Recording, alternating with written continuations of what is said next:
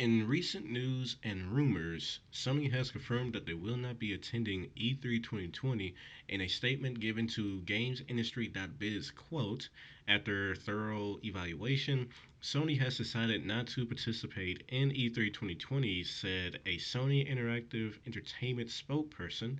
We have a great respect for the ESA as an organization, but we do not feel the vision of E3 2020 is the right venue for what we are focused on this year.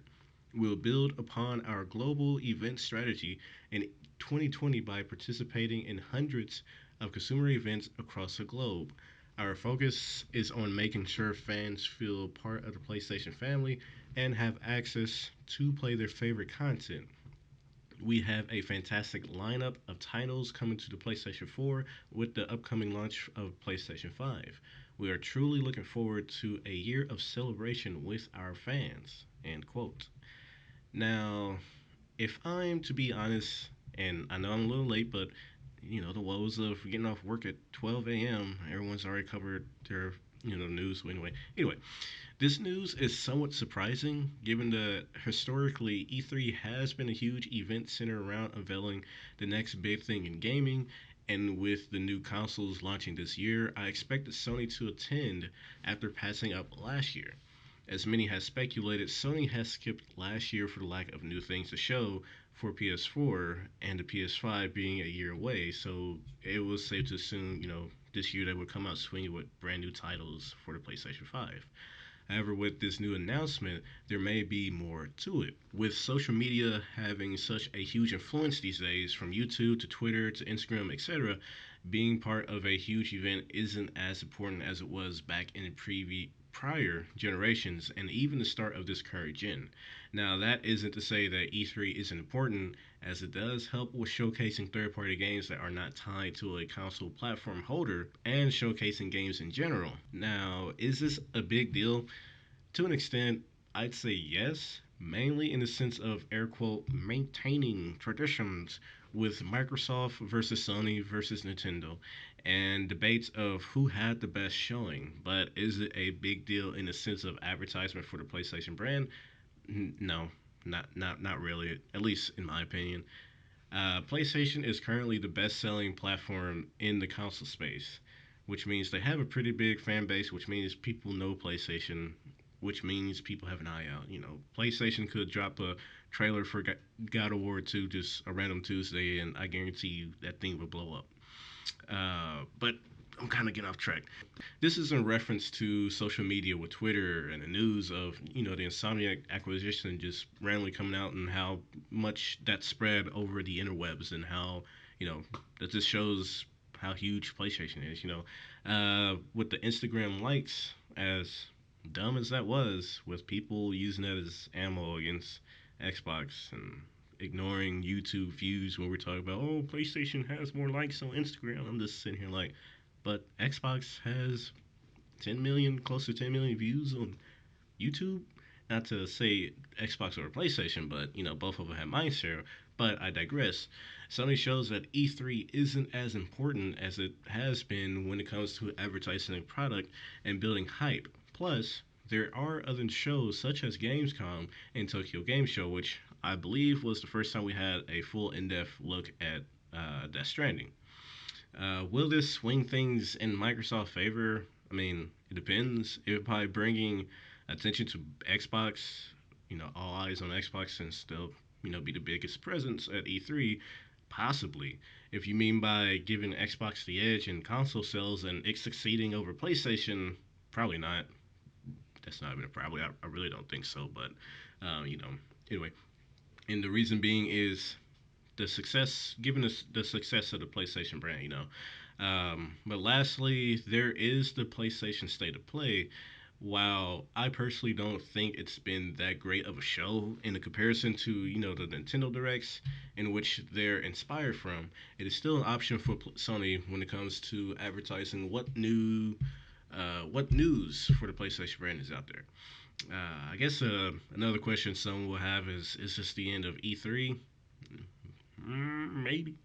With the leak of information last year and how much damage that caused, and There's been statistics showing the fewer numbers of attendees over the years, maybe E3 isn't as important as it is, and who knows how long it's stick around. Which kind of sucks because I always want to go to E3, but I'm poor, so I could never actually make it out there. Anyway, the most I see coming out of this news, and honestly see it now, is the Xbox camp having a field day over this news. Despite the fact that there are, other avenues for advertisement, I've seen silly things such as, oh, PlayStation is running scared or something, or something like that. Sony, I don't know. This is some really silly stuff about Xbox One Up, PlayStation, and suck it fanboys or silly stuff like that. Though, I expect the PlayStation camp to argue, at some point after E3, depending on when they drop news, they'll say, oh, Sony won E3 this year without even attending. That's kind of what happened last year. I forgot what news they dropped. I think it was the Insomniac or Death Stranding trailer in May, something like that.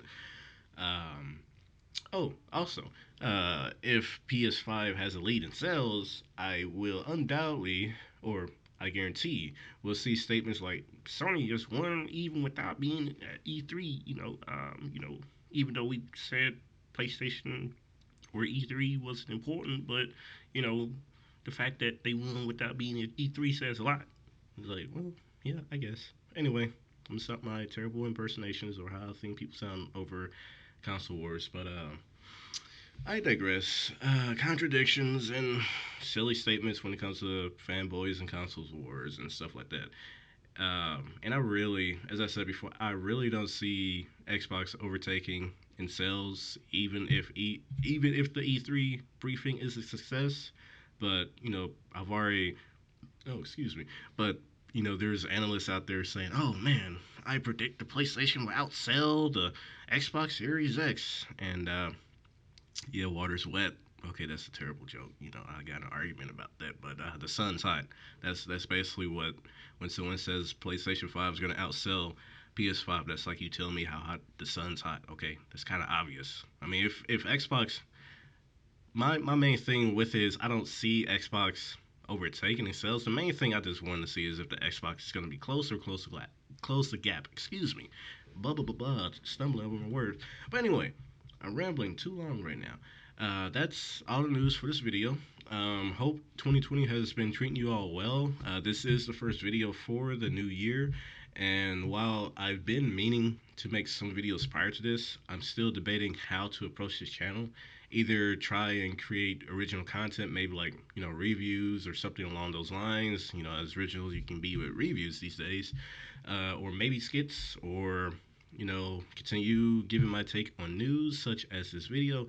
But as mentioned before, when you get off work at 12 a.m. and the news is already covered, it kind of sucks trying to talk news and all that fun stuff. But hey, still an outlet.